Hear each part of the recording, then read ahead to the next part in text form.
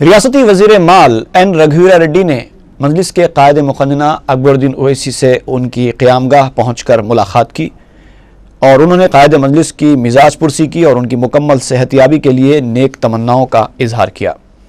TRS के रुकन assembly Harish Rao ने भी कायद मजलिस की क़यामगाह पहुँचकर उनसे मुलाकात की।